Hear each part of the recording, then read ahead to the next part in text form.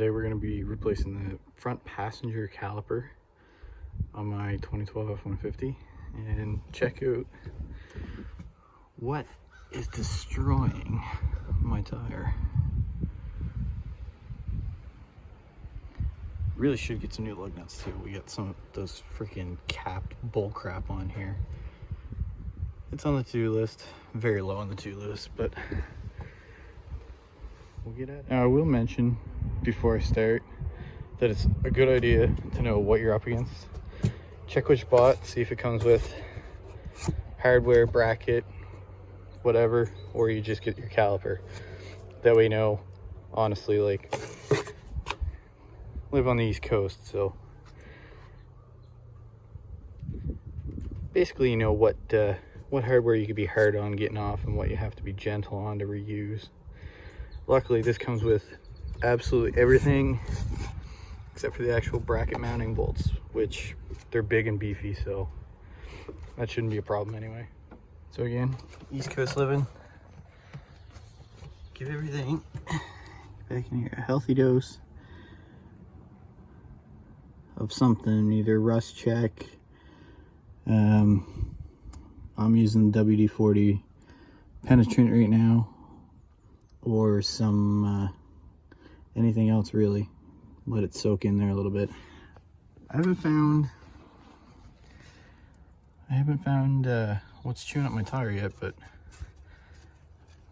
the sway bar links are done for on both sides. All the rubbers are beat out of them, so that's something to look forward to. But honestly, being an East Coast truck, the frame's relatively good. I can't say as much for the non-existent rocker panels, but the frame's good. And for this stuff, for your flex line, it'll be a 12. And for your copper mounting bracket bolts there and there, they're a 21 mil. Also, if you live anywhere that there's rust or seized parts, don't skimp on your ratchet size for loosening that bugger off, because tried that, did absolutely nothing. Still a hefty pull on that big guy to get them loosened off, and it should be the point where I can go back to the 21 on that one. And now that the bolts are out, the banjo and the two big ones, made a bit of a mess. That's all out of the caliper though, minimal out of the line, perfect.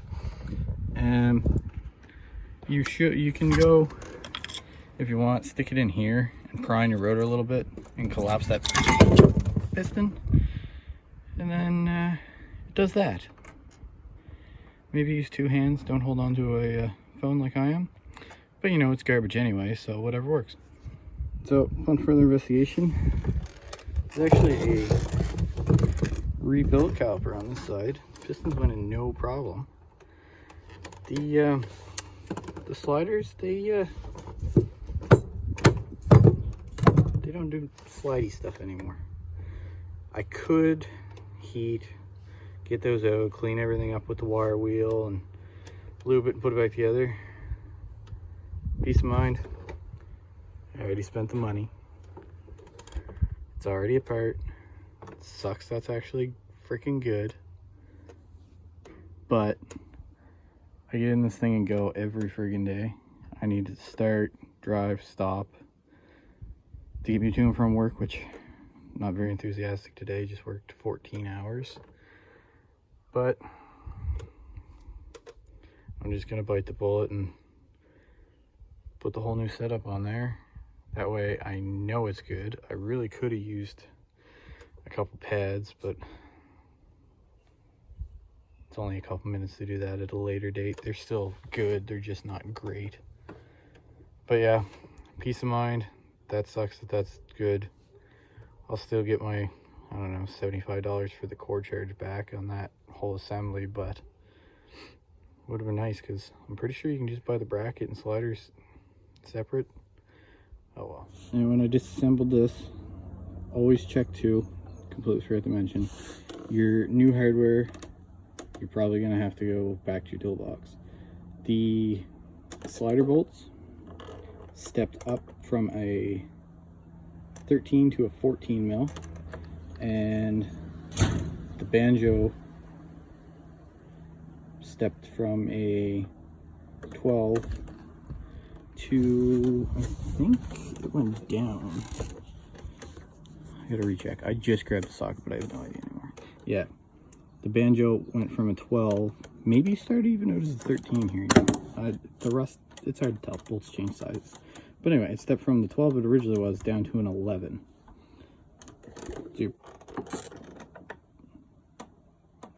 And rust belt stuff. Take a little dab of some high heat anti-seize, put it at the bottom of your threads. That way when you screw her in, it'll squish all the way up for you. And next time you get to do this job, like when you don't buy brake pads that you probably should have, but then it'll come pretty even better. That's back together. Is it just me, or if something like the mounting bracket bolt comes off with 15 tons of force, do you feel the need to put it back on with 15 tons of force? Like, if it took that much effort to get it off, maybe it was supposed to be that way. It wasn't really like seized or rusted, so yeah. But anyway, when you get to the banjo, right here, one of the crush washers goes on the top, one goes on the bottom. Make sure you clean the surface area they go to, so when you squish them in there, they have a nice seal. I like to thread it through like that. Then on these Fords, if we can get the camera down in here, there's a little nubby where they go when they're threading in. So what I like to do is just start a couple threads in there, then you get a, oh my bad, the little nubby's actually down here, not that one down here. But you start it like that, and then twist it into place, and then where are we here? Tighten down. You're all set, and then you get to find, well, if you have one of them fancy bleeder thingamajiggers, so you can boop, and then if not, you're like me, you gotta go over to the house and find somebody to press the fat pedal and hold it and do all that old school jazz and out the little hole. Put your 6 malfunctioning Ford covered nuts back together there. You're back on the road. I do have to fiddle frig around and find what is actually causing that tire to get all chewed apart. Everything appears tight in here. The only thing I see is maybe it's the control arm bushing itself. Maybe.